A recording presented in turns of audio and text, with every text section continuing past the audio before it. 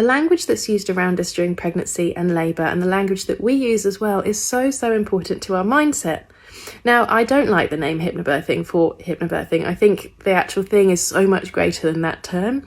However, hypno does suggest the influence on the mind, and the mind is so important because the influence that it has over our body. So if someone says to you something really negative, such as there's no way that you'll be able to give birth naturally, or you'll need a cesarean, or it's going to be the worst pain you've ever had in your life, then obviously that kind of thing will fester away in our minds. And it has done, because culturally we've begun to think that we cannot give birth without doing certain things. But actually, often we could do, we just need the support to be able to achieve that. So if someone says to you, don't think of an orange starfish, you've probably thought about that before I finished the sentence. And that's exactly the same for things that happen to us during labour and birth. And yes, there are lots of negative stories about there, and bad things do happen. But just because that's happened to someone else doesn't mean it will happen to you. So hearing positive stories as well will help your mindset to just feel a lot better. So when it comes to things like sharing birth stories, yes, there are negative experiences, and yes, bad things do happen or births can go off plan, but it's still important to try and look for those positive stories, to try and find them and get your mindset into that positive space. Now, in 2023, there have been studies published around hypnobirthing and around a positive mindset, which proves that birthing people who have actually had that positive mentality going into it are more likely to have a better outcome. Now, this is so important because it shows the importance of self-belief. And yes, not everyone who has the self-belief that they can have a birth a specific way will always achieve it. Unfortunately, that's just the pathways of labour. But if at least we try, then hopefully we're going to get somewhere along that way towards achieving what we want. And ultimately that will make us feel a lot better. Even if it means that you get through the first stage into active labour, having achieved what you want in terms of staying calm and everything else, but perhaps something happens that suddenly you need to have an emergency cesarean and you make that decision to do that, you're much more likely to feel happy with that outcome.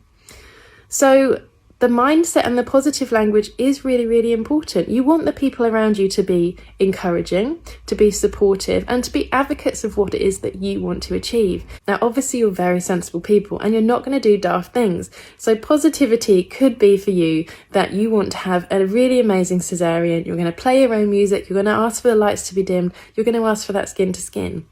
And by manifesting that, by thinking about it, by communicating it in your birth plan, by talking to your birth partner, your doula, you've got a much better chance of achieving that. If you're aiming for a vaginal birth and that is your goal, then again, manifesting that, using positive affirmations of trusting your body and your baby that can happen, then perhaps that trust will be something that allows it to happen, because you're more likely to work with your body, with your baby, to listen into your instincts and allow that to happen.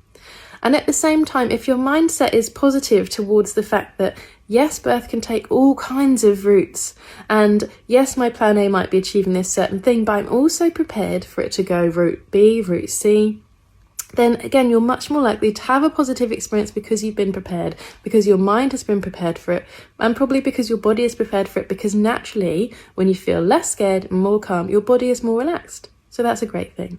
Language around comfort as well is really important. Now, there will always be people, and perhaps after you've had first, second, third births, you're completely happy to use the word pain, to use the word contraction, and that's fine. And that's great. However, there are also people who find that kind of thing just brings negative connotations into their heads. So if you're someone that doesn't like the word contraction because for you it means something negative and painful, then perhaps instead you might want to use the word surge, because that's something that comes on and it releases. You might want to use the word wave as something that grows and then dissipates. So that kind of language is really important too, and communicating that to your birth team, to your birth partner, is really important. They need to be on board with you. They need to be on the same level and to help you get through the process of labour and delivering your baby by being on your side. And when it comes to pain, it's really important to think about how we communicate around that. So there's two very different things to someone saying, "Are you in pain?" Because what happens when someone says that? Automatically, your brain will do a body scan and look for pain. So if someone said to me right now, "Are you in pain?" I'll probably think like, "Oh, where is it? Do I have a tummy ache? Have I just stubbed my toe? Do I have any pain anywhere?" Whereas someone says something else, such as, "How do you feel? Are you comfortable right now?" I'm much more likely to think, actually, I'm sitting on the sofa, I'm pretty comfortable, and yeah, I feel good. So that really affects your mentality. So language is so important in perhaps ways that we've not even considered, but are really, really important to how it can affect the way that our labour and our birth may progress. So just bear that in mind whilst you're putting your plans together, and how you're communicating and working with your birth team, with your birth partner, with a doula, with whoever's going to be there with you, so that they understand how you want to be communicated to and they can use the language that's appropriate for your birth. Good luck.